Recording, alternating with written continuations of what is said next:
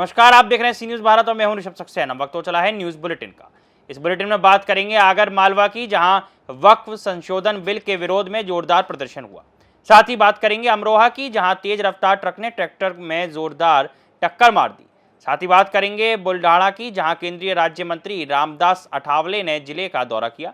आगे बात करेंगे देवघर की, जहां धूमधाम से चैती पूजा मनाई गई। आगर मालवा में वक्फ संशोधन एक्ट 2025 के खिलाफ देश भर में हो रहे विरोध के बीच सोमवार को सुसनेर तहसील में मुस्लिम समाज ने बड़ी संख्या में एकजुट होकर विरोध प्रदर्शन किया। ये प्रदर्शन जमीयत उलमाए हिंद के बैनर तले शाही जामा मस्जिद मैदान में हुआ, जिसमें सैकड़ों मुस्लिम समाज जन शामिल हुए।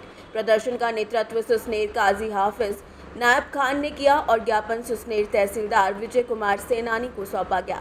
ज्ञापन में वक्फ की जमीनों पर सरकारी हस्तक्षेप का विरोध करते हुए कहा गया कि ये धार्मिक पहचान का प्रतीक है और किसी भी बदलाव को समाज स्वीकार नहीं करेगा।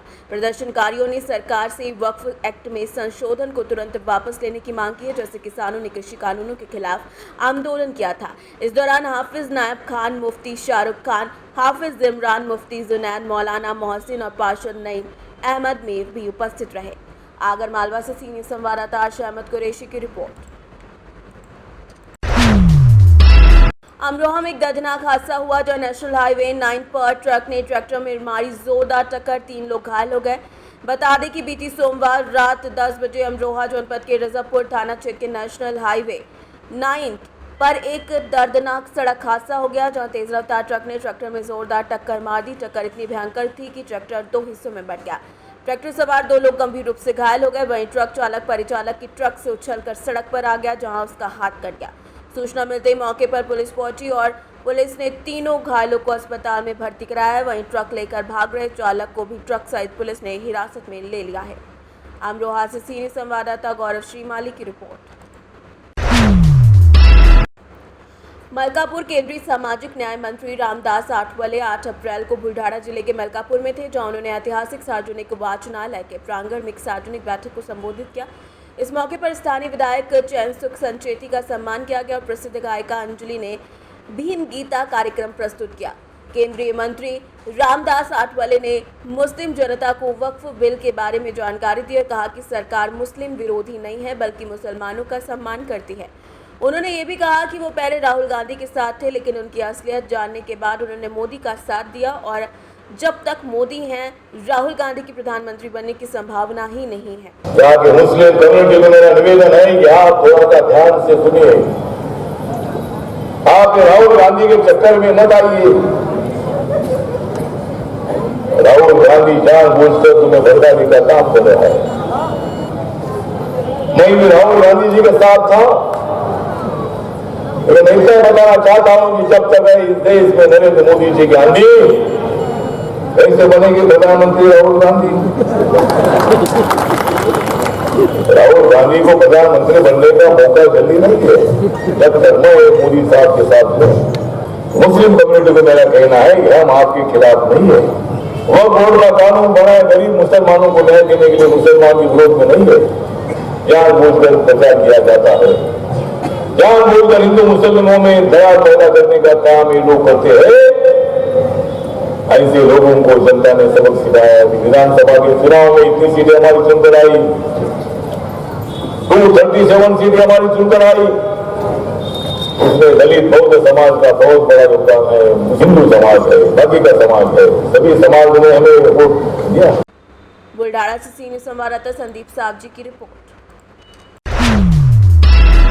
देवघर मनियापुर में हर साल की तरह इस साल भी चैती पूजा धूमधाम के साथ मनाई गई। देवघर जिले के देवीपुर प्रखंड क्षेत्र स्थित ग्राम मनियापुर के काली मंदिर में काली मां की पूजा बड़ी श्रद्धा और भक्तिभाव से की गई। इस दौरान बड़ी संख्या में श्रद्धालुओं ने फूल, फल और प्रसाद लेकर पूजा में भाग लिया और काली मां का आशीर्वाद प्राप्त किया। पूजा के दौरान श्रद्धालुओं ने फुलास रखकर अपनी मन्नतें मांगी और पाठे की बलि दी।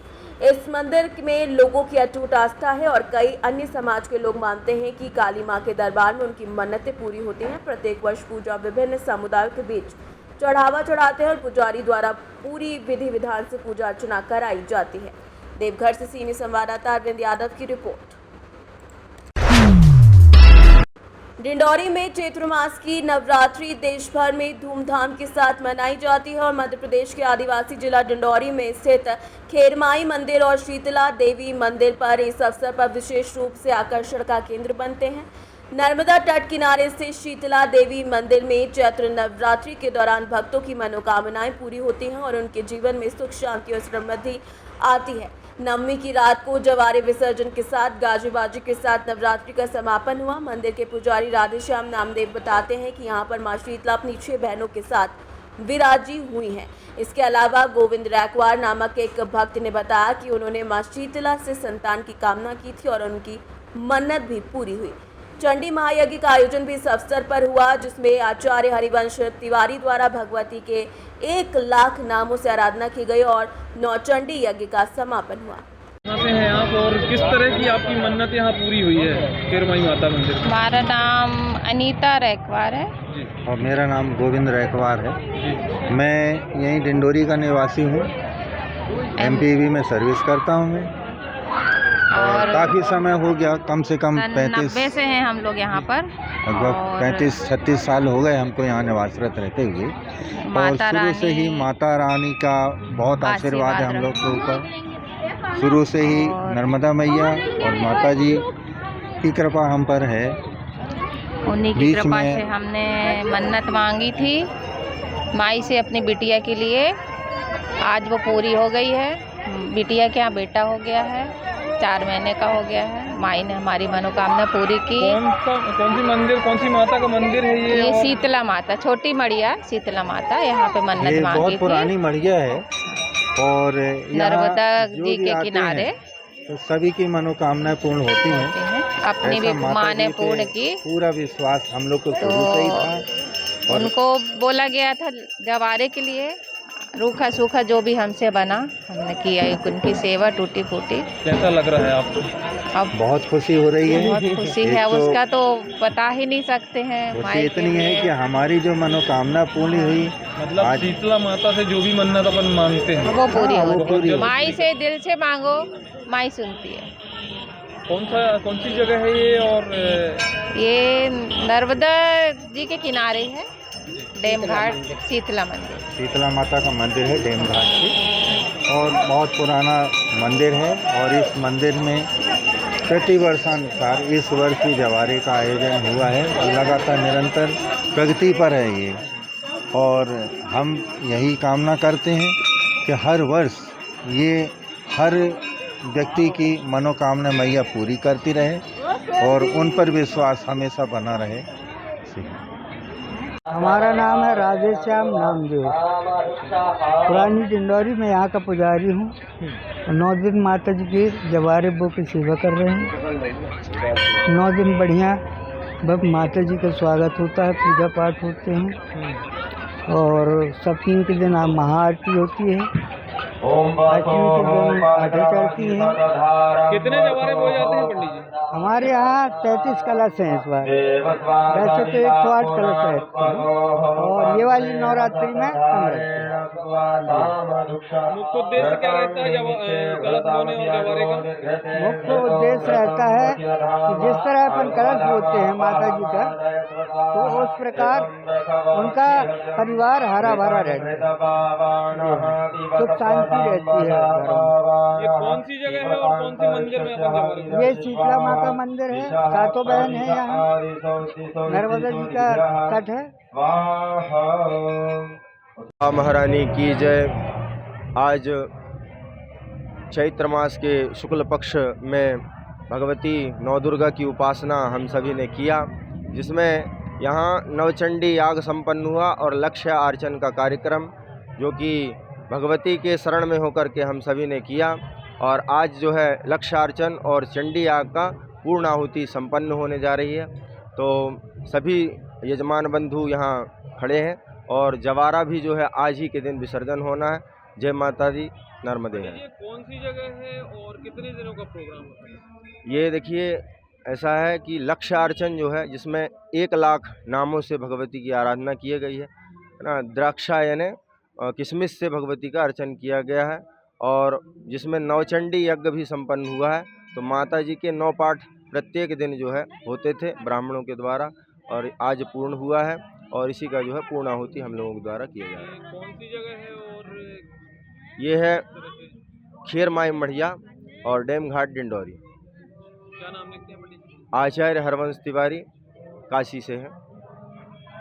जय माता। डिंडौरी से सीनियर संवाददाता दीपक नामदेव की रिपोर्ट। फर्रुखाबाद शहर के अल्लाह नगर उर्फ बड़पुर में विरासत की जमीन पर भूमाफिया मोहन अग्रवाल द्वारा फर्जी तरीके से कागजात तैयार करके पुलिस और तहसीलदार को गुमराह कर बैनामा करा लिया गया था। पीड़ित परिवारों ने कोर्ट में मुकदमा दायर किया, जिसके बाद न्यायिक अधिकारी ने जिलाधिकारी को निर्देश दिए और संबंधित पीड़ितों का हक विरासत के रूप में दर्ज किया जाए। बावजूद इसके भूमाफिया मोहन अग्रवाल अधिकारियों को गुमराह करके अपनी जमीन पर कब्जा करना चाहते हैं, जिसको लेकर मंगलवार को सैकड़ों महिलाएं एवं पुरुष कलेक्ट्रेट पहुंचे और नगर मजिस्ट्रेट संजय बंसल को ज्ञापन दिया। ज्ञापन में भूमाफियाओं के खिलाफ जांच और कार्यवाही की मांग की गई। इस मौके पर गीता देवी, रामवीर प्रीति कृष्णा, मोहित शुक्ला समेत कई लोग मौजूद रहे। क्या नाम है आपका? हरिज्ञान से। क्या प्रकरण, क्या मामला लेके आया हुआ है? हमारे पूर्वजों की कादरी गेट पे 34/2 नंबर और 33 नंबर ये हमारे पूर्वजों का था। 64 डिसमिल आराजी है इसकी, दोनों मिला के। और इस पे मोहन अग्रवाल ने भूमाफिया गुंडई के बल पर पुलिस एवं नगर मजिस्ट्रेट से मिलके कब्जा करवा दिया है। किस जगह का मामला है? क्या कितना कब्जा किया हुआ है? किस जगह का मामला है? कहाँ पे? ये शांति नगर के पास का मामला है और हम रहने वाले मॉडल शंकरपुर के हैं, हम लोग दूर के हैं। तो अभी आपने ज्ञापन दिया, क्या आश्वासन मिला? ये कहा है 4 दिन में पैमाइश कराएंगे और एसडीएम साहब के यहाँ मुकदमा करो विरासत दर्ज कराने का।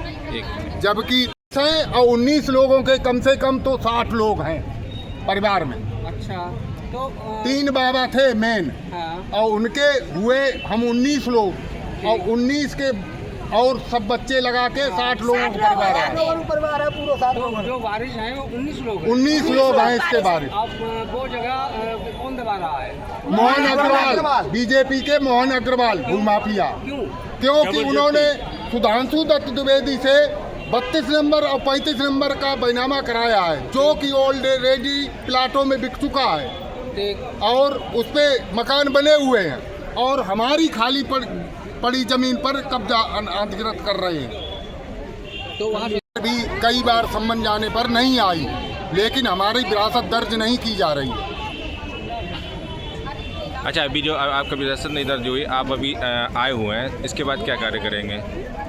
इसके बाद हम ऊपर तक जाएंगे, ऊपर तक लखनऊ जाएंगे, नहीं यहीं फिर धरना देंगे। आत्महत्या चाहे कर ले, हमारा 70 लोगों का परिवार है। कब्जा नहीं हटा, हमारे नाम विरासत ना हुई तो माँ आत्महत्या कर लेंगे, यही जल के इसका प्रशासन जिम्मेदार होगा। पता नहीं थी कि नहीं थी, बैनामा किया है उन्होंने। और वो भी उसका क्षेत्रफल कितना है? 35 डिसमिल में 1/2। अच्छा, 35 डिसमिल में 1/2 ना 21 और 4 25 डिसमिल का 1/2 का बैनामा है इनका मोहन अग्रवाल का। अच्छा, आप लोगों की कितनी जमीन है? हमारी 43 डिसमिल 1 है और 21 डिसमिल का नंबर 1 है। 64 डिसमिल है सारी जमीन। और 64 डिसमिल में कब्जा कितनी पर उन्होंने किया? पूरे कब्जा किया, सारे कब्जा किया। दिया है क्या? अब शासन ये दिया है कि 4 दिन में आप पैमाइश करा दी जाएगी और अगर 4 दिन बाद कब्जा हटा दिया जाएगा। और अगर पैमाइश 4 दिन की नहीं होती है तो 5वें दिन हम आकर फिर इसी डीएम ऑफिस आऊंगी और पेट्रोल साथ में लाऊंगी या कुछ भी हो जाए यही मर के जाऊंगी, लेकिन अपनी जगह वापस लेके जाऊंगी, अपनी कब्जा मुक्त कराऊंगी जगह। कहाँ की जमीन है? ये कादरी गेट। ठीक है, कौन लोग घेरे हुए हैं? मोहन अग्रवाल बीजेपी के नेता है। ठीक।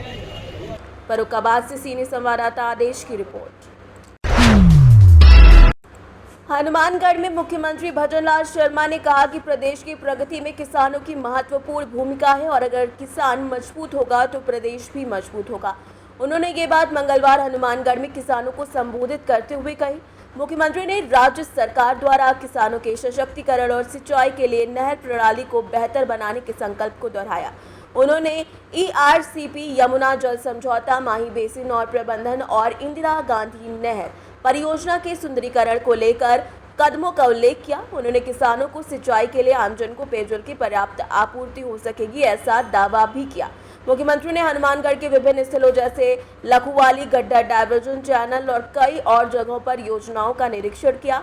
इस दौरान उन्होंने घग्गर नदी के बहाव क्षेत्र में बाढ़ सुरक्षा के लिए 325 करोड़ रुपए की लागत से काम कराने की घोषणा की। मुख्यमंत्री ने अपनी यात्रा के दौरान पंजाब, हरियाणा, हनुमानगढ़ के विभिन्न नहरी तंत्र और बैराज का निरीक्षण किया। मुख्यमंत्री के इस दौरे में खाद्य एवं नागरिक आपूर्ति मंत्री सुमित गोदारा, जल संसाधन मंत्री सुरेश रावत, ऊर्जा राज्य मंत्री हीरालाल नागर और अन्य जनप्रतिनिधि और अधिकारी शामिल रहे। हनुमानगढ़ से सीनियर संवाददाता अशोक कुमार बंसल की रिपोर्ट। कन्नौज में कोल्ड स्टोरेज संचालकों के खिलाफ धरना प्रदर्शन जारी है। जय जवान जय किसान लोक शक्ति संगठन का धरना प्रदर्शन हो रहा है। कोल्ड स्टोरेज संचालकों पर मनमानी का आरोप लगा है। तय रेट से ज्यादा भाड़ा वसूलने का आरोप लगाया गया है। बता दें कि डीएम को ज्ञापन सौंपा गया है, जहां पर स्कूल संचालकों की मनमानी पर भी रोक लगाने की मांग की गई है और मांग न पूरी होने पर चेतावनी भी दी गई है। जो हमारे यहाँ जिले में कोल्ड मालिकों को द्वारा किसानों का उत्पीड़न किया जा रहा है, जो भाड़ा 150, अन्य जनपदों में 110 रुपए है और इस जनपद में 150 रुपए है। हम लोग इसी विषय पे एक धरना प्रदर्शन कर रहे हैं और जो स्कूलों की मनमानी चल रही है, अब क्या मनमानी स्कूलों की मनमानी ये चल रही है कि अनचाही फीस ले रहे हैं और किताबों में धांधली है। वो पैसा ले रहे हैं ज्यादा, अपनी किताबें देते हैं, अपने स्कूल के ड्रेस दे रहे हैं, यहाँ तक कि पेंसिल तक अपनी बेच रहे हैं। क्या करेंगे आप? अगर ये सब मेरी मांगे पूरी नहीं होती हैं तो हम लोग अनिश्चितकालीन धरना देंगे। आज कहाँ है आप लोग? आज हम लोग जिलाधिकारी महोदय जी के कार्यालय के बाहर हैं। तो किस लिए आए हो? इसलिए आए हुए हैं कोल्ड भाड़ा कम किया जाए और शिक्षा पे तो ये वसूली हो रही है। किसान का बच्चा कैसे पढ़ सकता है? इतनी महंगी पढ़ाई कर दी है, किताबें इतनी महंगी कर दी गई हैं। आप बताइए किसान का बच्चा कैसे पढ़ेगा? तो नाम क्या है आपका? मेरा नाम अभिषेक मिश्रा है। मैं युवा प्रदेश अध्यक्ष हूँ जय जवान जय किसान लोक शक्ति संगठन का।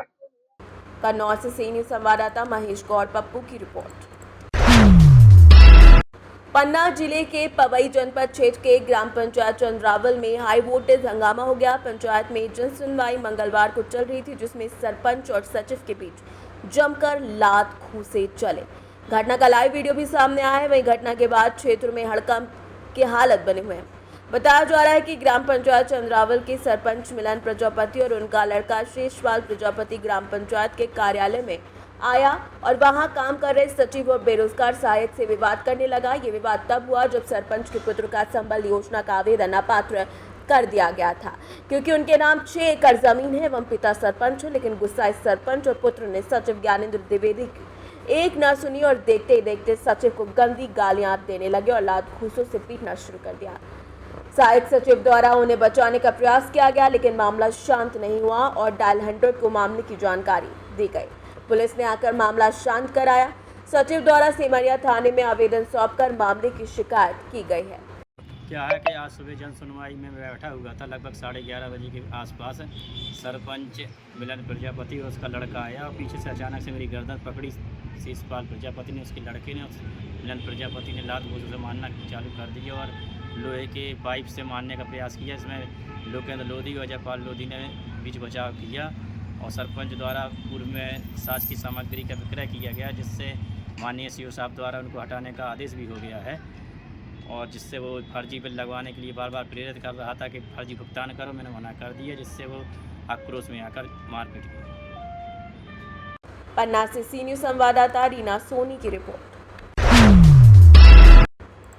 शाहजहांपुर में 8 अप्रैल को मुख्यमंत्री योगी आदित्यनाथ के आदेश पर जिलाधिकारी धर्मेंद्र प्रताप सिंह और पुलिस अधीक्षक राजेश द्विवेदी के नेतृत्व में रिक्शा एवं बिना हेलमेट वाहन चालकों के खिलाफ संयुक्त अभियान चलाया गया। पुलिस अधीक्षक नगर देवेंद्र कुमार और क्षेत्राधिकारी यातायात संजय कुमार के नेतृत्व में पीटीओ मोहम्मद आरिफ खान और प्रभारी यातायात विनय कुमार पांडे ने शहर के मुख्य चौराहों पर कार्यवाही की, जिसमें 44 ई रिक्शों के चालान किए गए।